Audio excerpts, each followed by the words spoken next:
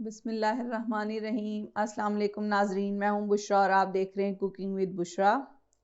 आज हमारे किचन में बन रहा है मज़ेदार सा बीफ टिक्का, जो कि टिक्का बोटी स्टाइल में बनेगा सीखों के बगैर।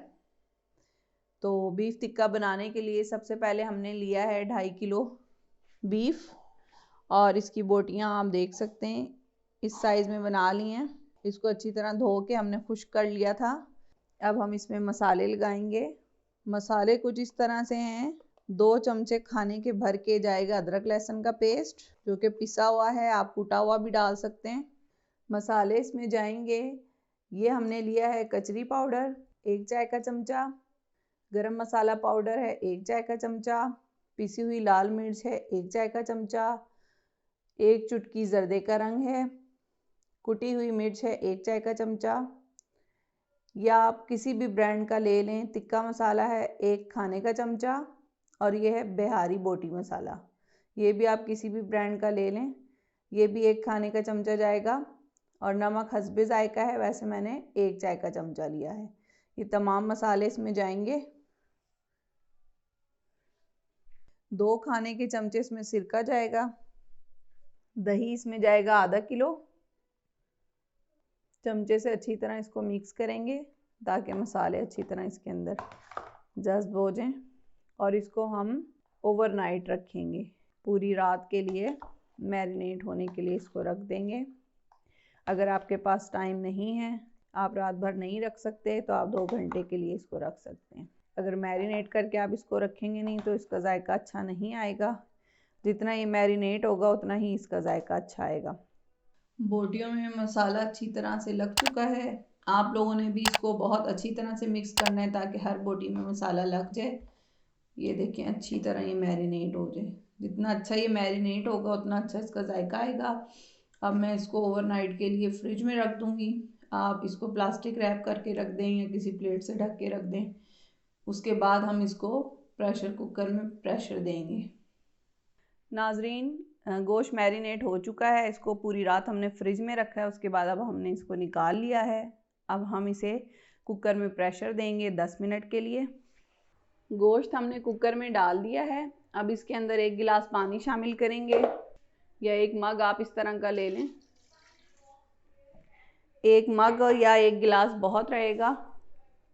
और फिर उसके बाद इसको इस तरह से मिक्स करेंगे। दही भी पानी छोड़ेगा, तो इसलिए 1 गिलास काफ़ी है इसमें। और फिर उसके बाद इसको हम 10 मिनट का प्रेशर देंगे। ज़्यादा प्रेशर नहीं देना क्योंकि इसके अंदर कचरी पाउडर भी शामिल है।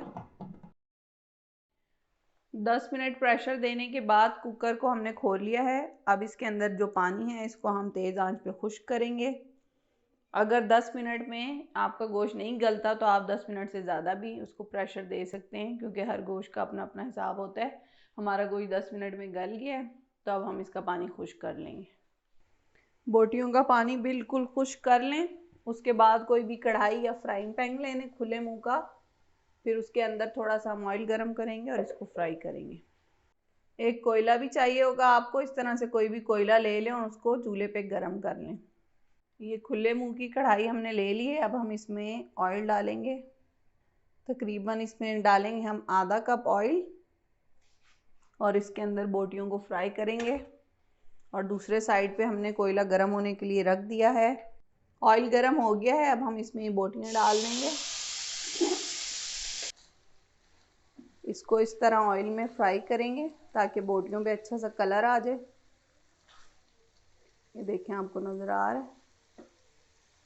इसको हमें थोड़ा सा कलर देना है। बोटियों पे कलर आ गया। ये देखें, ये कलर हमने खुद ही दिया है, ये जली हुई नहीं है। अगर कभी किसी को लगे कि ये लग गई हैं या जल गई हैं, ये खुद ही हमने कलर दिया है, थोड़ा सा अच्छा लगता है। उसके बाद हम कोई भी एक इस तरह की प्याली ले लेंगे, उसको इस तरह रखेंगे। कोयला गरम किया हुआ ये कोयले को रखेंगे, और इसके ऊपर थोड़ा सा ऑयल डालेंगे इस तरह,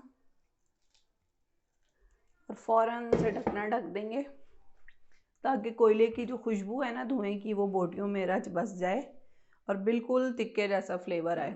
अब आप इसको 5 से 10 मिनट के बाद हटाइएगा, जब ये धुआं ख़त्म हो जाए। तो 5 मिनट हो गए हैं इसे कोयले का धुआं दिए हुए। अब हम देखते हैं ये देखें 5 मिनट बाद हमने ढकना हटा दिया है। अब इसको निकाल लेंगे और अब हम इसको जो भी आपकी सर्विंग प्लेट हो उसके अंदर सर्व करें। सलाद के पत्तों के साथ, नींबू और प्याज के साथ ये बहुत अच्छा लगता है इसका कॉम्बिनेशन। अगर आपको हमारी रेसिपीज़ पसंद आती हैं तो हमारी वीडियो को लाइक करें और हमारे चैनल को सब्सक्राइब करें।